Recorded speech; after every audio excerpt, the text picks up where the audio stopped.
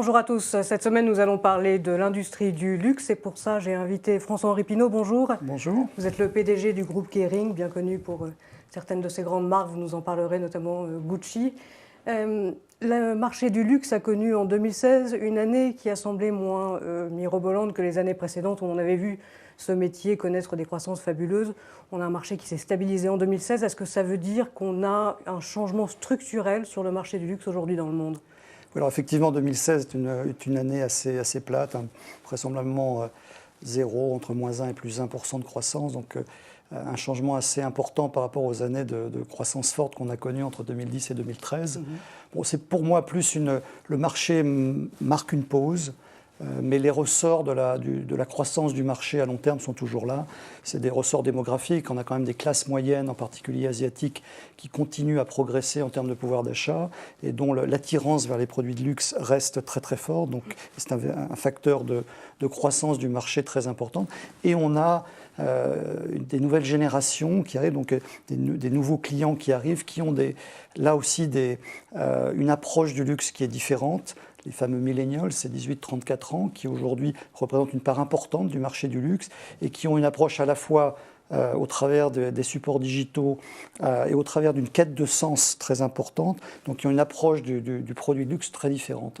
Mais pour moi, ça, c'est aussi un facteur, à partir du moment où on arrive à l'intégrer dans nos propositions, un facteur de croissance du marché à moyen et long terme. Pour l'intégrer justement dans vos propositions, qu'est-ce que ça veut dire ? Qu'est-ce qui doit changer de la façon dont on vend des produits de luxe aujourd'hui, dont on les crée aussi ?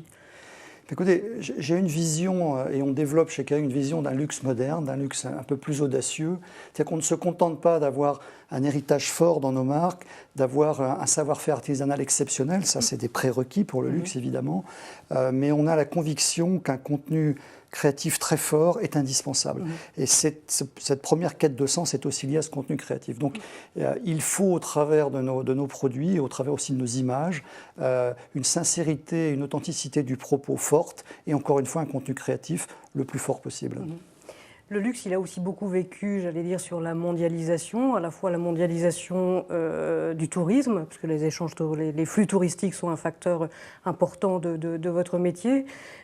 Or, on a eu des phénomènes qui ont été difficiles. Il y a à la fois le terrorisme, avec les ruptures que ça a pu créer sur le marché du tourisme, et puis on a aussi des inquiétudes ou des incertitudes sur l'avenir de la mondialisation en tant que telle, puisqu'on voit la montée du protectionnisme monter un petit peu partout, aux États-Unis, voire en Europe et en Chine aussi. Comment est-ce que vous gérez cet environnement qui est plus instable que jamais ? Alors effectivement, le marché du luxe a cette particularité, c'est que 35 à 40% du marché est lié aux flux touristiques dans les principales métropoles du monde, et qu'effectivement on est impacté à la fois par des phénomènes liés à la sécurité, liés au terrorisme ou des phénomènes de flux, de variations de change très importantes qui ont des impacts immédiats et très forts sur nos clientèles. Mais il faut bien comprendre que le luxe, depuis 10 ou 15 ans, a profondément changé. Il est devenu mondial et notre présence est très différente. Nous sommes très implantés en Asie, nous sommes bien implantés aux États-Unis, en Europe. Et donc on a cette capacité aujourd'hui, ce qui n'était pas le cas il y a 10 ans, de compenser une baisse, par exemple, des flux touristiques liés à des phénomènes de terrorisme en Europe. Par une présence en Asie, c'est ce qui s'est passé en 2016, c'est qu'il y a eu un rapatriement de la consommation de luxe de la clientèle chinoise en Chine, en Chine continentale. Ce que les Chinois n'achètent plus quand ils viennent forcément aux États-Unis ou en Europe, ils l'achètent aujourd'hui en Chine. Voilà, ils l'achètent en Chine, ils l'achètent dans la région, ils l'achètent en Corée du Sud, ils l'ont acheté en 2015 au Japon, un peu moins aujourd'hui parce que les changes ont bougé dans le mauvais sens pour la clientèle chinoise, mais il y a effectivement une compensation très importante et le fait que nos marques soient présentes en Chine nous permet là aussi de pouvoir réagir très vite et de pouvoir capter ce rapatriement de la consommation dans nos marques. Vous en avez parlé un petit peu pour la communication et les millennials, mais il y a quand même un phénomène aujourd'hui qu'on appelle le numérique, le digital, tout ce qu'on veut. On se dit le e-commerce est la nouvelle frontière de tous les secteurs d'activité, sauf le luxe. Non, absolument pas. Pour moi, le e-commerce, la possibilité d'avoir accès à nos marques, et pouvoir acheter nos produits en ligne fait partie pour moi, encore une fois, des prérequis du luxe. Donc ce n'est pas une option, c'est tout à fait un prérequis. Ce qui est plus important encore pour moi que le e-commerce, c'est la capacité que doivent avoir les marques et dont les marques doivent se doter de construire et de bâtir leur image sur le support digital. Et là, en revanche, les savoir-faire ne sont pas fréquents, il faut les créer. Et ça, c'est très important, parce qu'on s'adresse à une génération aujourd'hui qui est connectée en permanence, et on a des études là-dessus, qui à hauteur de 35 à 40% des cas va en ligne avant d'aller en magasin. Donc c'est très important de pouvoir communiquer avec eux. Et on voit par exemple qu'une communication moderne, comme Gucci l'a fait l'année dernière, avec toutes ces opérations qui permettent là aussi de créer un dialogue avec sa clientèle au travers d'Instagram, au travers de Snapchat, au travers de toutes les expériences Guccigram, Gucci Ghost qui ont été faits, créer un lien non pas avec les produits, mais avec la marque et avec l'univers créatif de la marque, très très fort.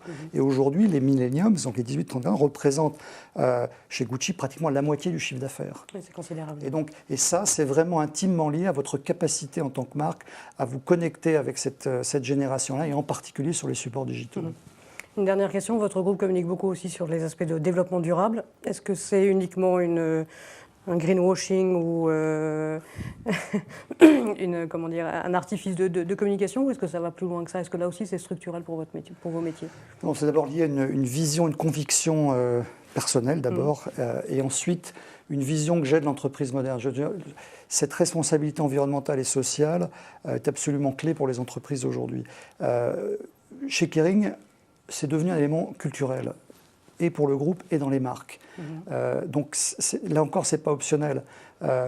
Pourquoi je communique là-dessus? Parce que je pense que c'est aussi notre responsabilité de partager dans ce domaine-là avec nos pairs tout ce qu'on peut trouver. Et donc, partager ce que l'on fait en le communiquant, ça ne c'est pas du tout à des fins de marketing, c'est à des fins d'essayer d'inspirer, de convaincre les autres aussi de participer à cet effort. Encore une fois, les principaux responsables de la situation environnementale du monde, ce sont les entreprises. Donc c'est à nous de bouger. N'attendons pas que les gouvernements le fassent à notre place. Et c'est un effort qui doit être collectif.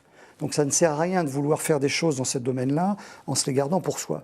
On est pour la première fois dans une notion beaucoup plus ouverte et beaucoup plus généreuse dans le monde de l'entreprise, et le développement durable doit être partagé, doit être un effort collectif. Et donc chez Kering, c'est un élément, on est bâti comme ça, c'est un élément culturel, c'est un élément générationnel aussi dans nos équipes aujourd'hui, et on se donne cette mission aussi chez Kering d'être le défricheur dans cette industrie du luxe, dans le domaine du développement durable, pour trouver de nouvelles solutions, et avec cette conviction très forte que le développement durable est une opportunité inouïe pour les entreprises du XXIe siècle.